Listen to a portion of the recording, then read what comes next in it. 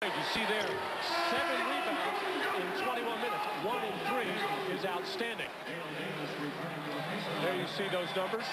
Last year, Will, a forgotten man, not even on the playoff roster, took that very hard, but to his credit, battled back hard in the summer to work his way and took advantage of the departure of Bill Cartwright to become the starter here in Chicago. Indiana by 13. And once again, with Michael Jordan on the floor, the Bulls have fallen back. A 10-3 run by the Pacers since Michael made his return. Here's Miller. And rebounded by Dale Davis. Miller again. Rebounded by Dale Davis.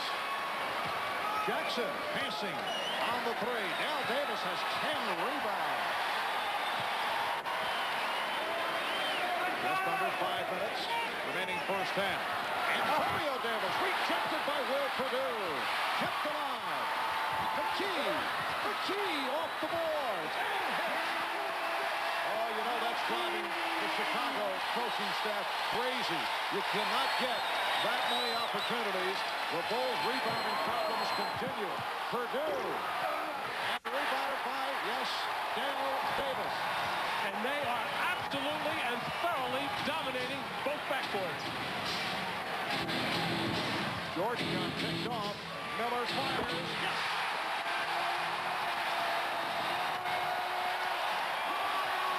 18-point Indiana lead, and Chicago wants to talk it over. Well, long jump shots mean long rebounds, and both Michael Jordan and Scottie Pippen have been flying at people, but that leaves openings in the seams to pick off those long rebounds. And the ones in tight, the Indiana Pacers are just out hustling and overpowering the Chicago Bulls inside right now. As Reggie Miller now coming off that screen, clearing himself from the pick, squaring up, eyeing the hoop, and draining one more three-point shot.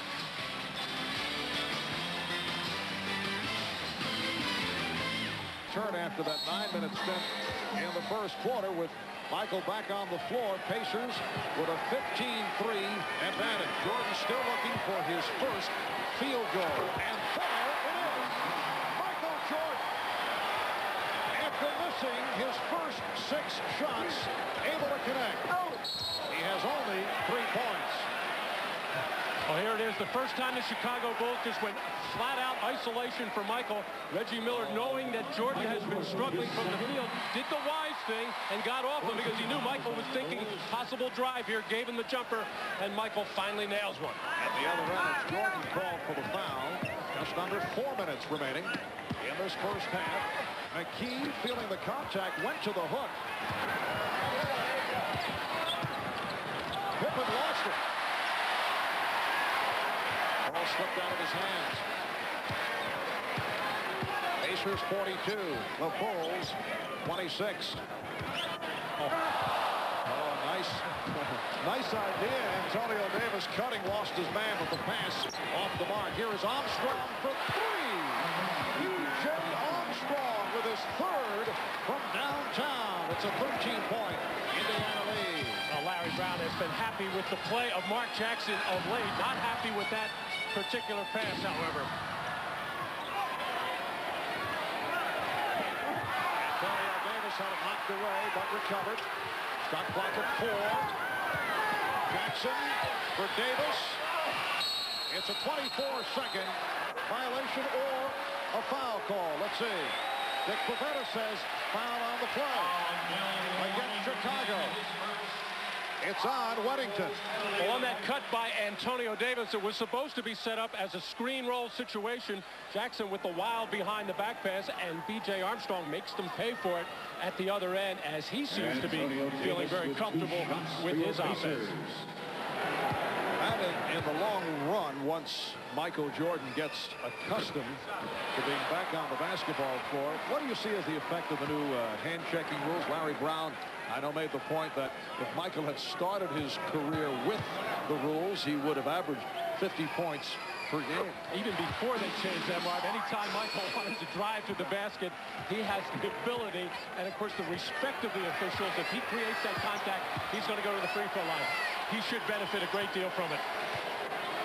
Just think of all the additional free throws, but that's down the line.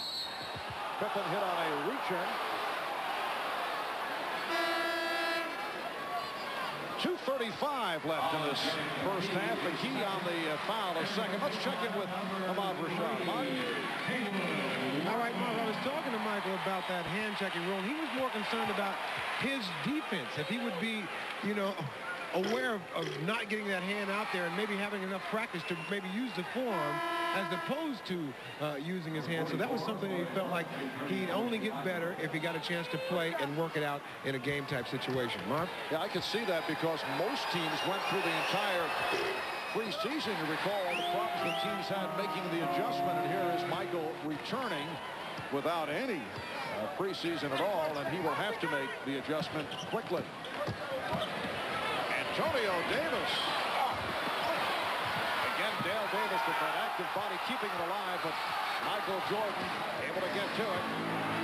Jordan off the dribble for the pull-up, and he draws the foul. A hack on Miller. And Jordan goes to the line. Well, this has been the weakness of the Bulls, the interior defensive rebound. This time, Michael with inside position, able to out-quick and out-hustle Dale Davis to chase it down, and then going the other way, a little shake move on Reggie Miller. He had him beat, but decides to pull up for the jumper. Reggie knew he was beat, but would like to pull that hand back, not wanting to foul the jump shooter.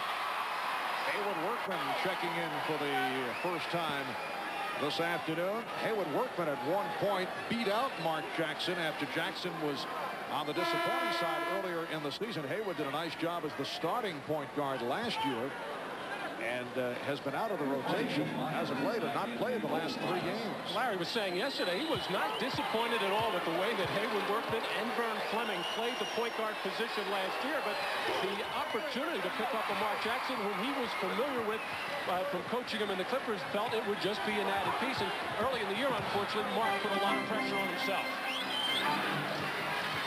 Another point when you talk about guards handling the ball, Larry Brown, a former point guard, very tough on those that play that position. 8-1 run by Chicago.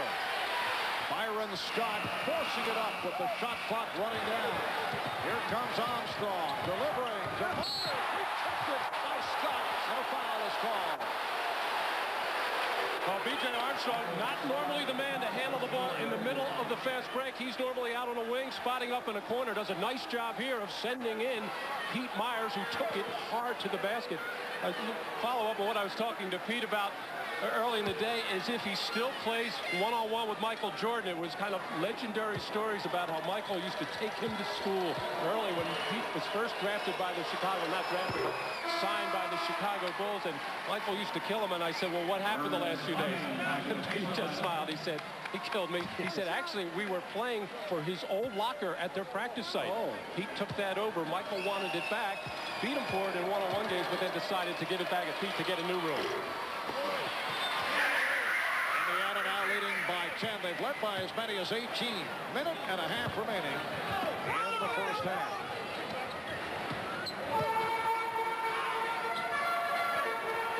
Workman made by Armstrong. Workman with the step. Rebound, Dale Davis. He has been the story in the first half. 7 points and 14 rebounds for Dale Davis. Well, Dale missed 8 games with those shoulder problems. We say he's back, but he's really not back at 100%, but having an outstanding day. Michael Jordan. And Indiana now leads 45-35. So Jordan with a second field goal. He's 2 of 8. He has 7 points. 50 seconds left in the half. Foul is called on Myers.